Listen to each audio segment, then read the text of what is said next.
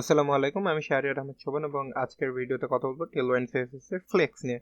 আপনারা জানেন লেআউট তৈরি করার জন্য অনেক পপুলার এবং সহজ একটা মেথড হচ্ছে ডিসপ্লে ফ্লেক্স ব্যবহার করা। টেলওয়াইন সিএসএস দিয়ে কীভাবে করতে সেটা আজকে দেখাবো। আমি একটা বেসিক লেআউট তৈরি করে রেখেছি, নিচের এগুলো তেমন কিছু না, এগুলো জাস্ট দেখানোর জন্য যে সিএসএস এ কীভাবে করে সিএসএস এ, এবং এই তিনটা ডিভ এলিমেন্টকে আমি রেডি করে রেখেছি। আপনারা যদি দেখতে পারেন যে এখানটাতে হচ্ছে একটা, এখানটাতে আরেকটা, আর এখানটাতে আরেকটা, তিনটা ডিপ রয়েছে। তো আমি যেটা করব, এই তিনটার উপরে ফ্লেক্সটা অ্যাপ্লাই করব।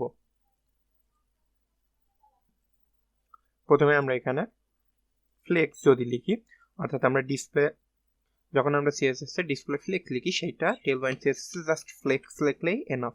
দেখেন এটা রোতে সেজে গেছে, এটা হচ্ছে ডিফল্ট। আপনারা চাইলে ফ্লেক্সের ডিরেকশনটা চেঞ্জ করতে পারেন, সেটা যদি ফ্লেক্স রো করে দেই, দেখেন এটা ডিফল্ট যেহেতু, তো ডিফল্টে থেকে গেল, কিন্তু যদি কলাম করে দিই ফ্লেক্স সিওএল, তো এটা কলাম অনুযায়ী সেরে যাবে। আবার চাইলে আপনি এটা রিভার্স করতে পারেন, যেমন এখানে বক্স 1 2 3 হিসেবে আছে, আপনি চাইলে এটাকে রিভার্স করলে 3 to 1 হয়ে যাবে। দেখেন 3 to 1 হয়ে গেছে। সেম ভাবে আপনি রোতেও এটা করতে পারবেন, ফ্লেক্স রো রিভার্স 3 to 1 এভাবে হয়ে গেছে, এবং ডান পাশে স্পেসটা বাম পাশে চলে আসছে। তো আমি জাস্ট ফ্লেক্স রোই রাখবো, যদি এটা রাখা দরকার হবে না, কারণ ফ্লেক্স লিখলে এনাফ। এরপরে আমি যেটা করবো সেটা হচ্ছে জাস্টিফাই কন্টেন্ট, অর্থাৎ আমি হরাইজন্টালি এটা সাজাবো। দেখেন এখানে কিছু স্পেস বাকি আছে এখন, আর এই তিনটা হচ্ছে একদম বাম পাশে সরে আছে, যেটা ফ্লোট লেফট এর ইকুয়ালাইজ। তো আমি যদি এটাকে জাস্টিফাই সেন্টার করে দিই, তো সবগুলো মাঝখানে সেজে যাবে। হ্যাঁ, এই যে সবগুলো মাঝখানে হয়ে গেছে। তো এরপরে আবার আমি চাইলে আরো একটা কাজ করতে পারি, সেটা হচ্ছে জাস্টিফাই ইন্ট করে দিতে পারি, সেটা হচ্ছে flex end. Justify flex end যে প্রপার্টি সেটা সমান, অর্থাৎ সবগুলো বাম পাশে চলে যাবে। আমি এটা যদি কেটে দিই, দেখেন সবগুলো ডান পাশে সরে গেছে। ইভেন আমরা এখানে আরো একটা কাজ করতে পারি, সেটা হচ্ছে যে স্পেসটা সবগুলোর মাঝখানে আছে, এইটা বাম পাশে সরে যাবে, এইটা বাম পাশে হয়ে যাবে, এটা মাঝখানে, দুই পাশে স্পেসটা সমানভাবে ভাগ হয়ে যাবে।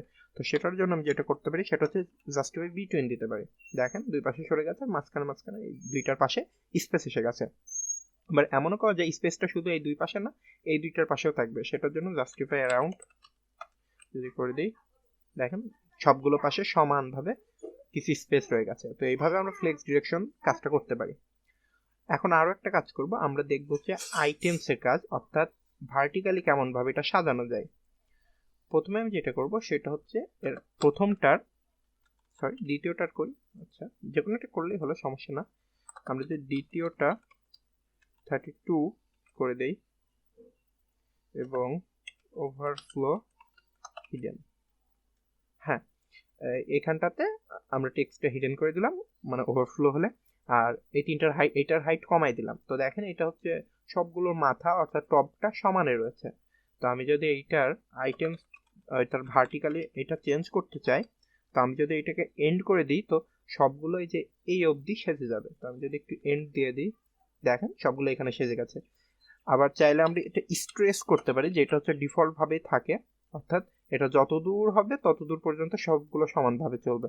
যেমন সামহাও এটার হাইট যদি আমি 64 করে দেই, আচ্ছা এটা তবু বেশি হচ্ছে, যাই হোক এর থেকে বেশি যদি আমি করি তো সেটা হচ্ছে সমানভাবে হয়ে যাবে।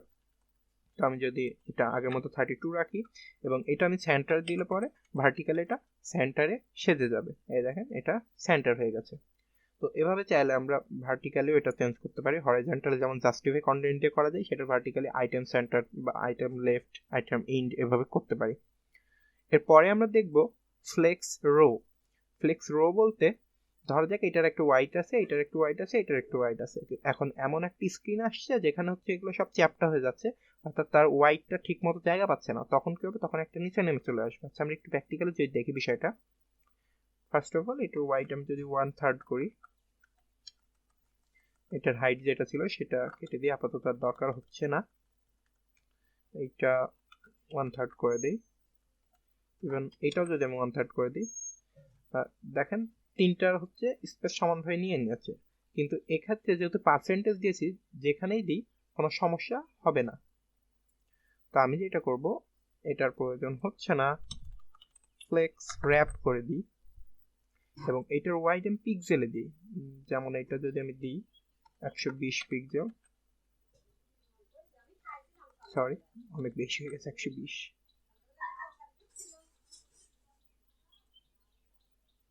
আচ্ছা সরি আমি তো টেলওয়েন্ড সিএসএস ব্যবহার করছি, ভুলে গেছি। আচ্ছা যাই হোক, আমি যদি এটা দিই, এটা 16 পিক্সেল না, এটাতে হবে না, 20, হ্যাঁ 80 পিক্সেল। আচ্ছা আরো একটু বাড়াই যদি, আচ্ছা 160 পিক্সেল।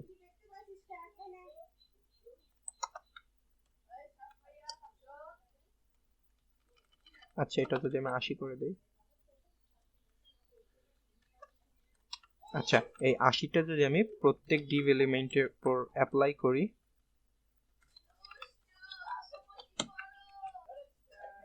এরপরে যদি আমি তিনটারই ওয়াইড ডিফাইন করে দিই এবং এখানে যদি আমি ফ্লেক্স র্যাপ লিখে দিই, তাহলে দেখেন এটা নিচে নেমে গেল। কেন গেল? কারণ হচ্ছে এই 120 পিক্সেল, সরি যে ওয়াইড, এটা 160 মেবি, সরি 320 পিক্সেল, 320 পিক্সেল করে তিনটা টোটাল এটুকুর মধ্যে ঠিকঠাকভাবে আসছে না। যখনই আসছে না তখনই এটা বাইরে চলে আসবে। যেমন দেখেন যদি আটে, তো এটা কিন্তু এই যে এই সময় কিন্তু আসছে, এই অবধি আসছে, দেখেন যেই সবগুলো ঠেকে যাবে তখনই আর যখন জায়গা পাচ্ছে না তখন নিচে নেমে যাচ্ছে।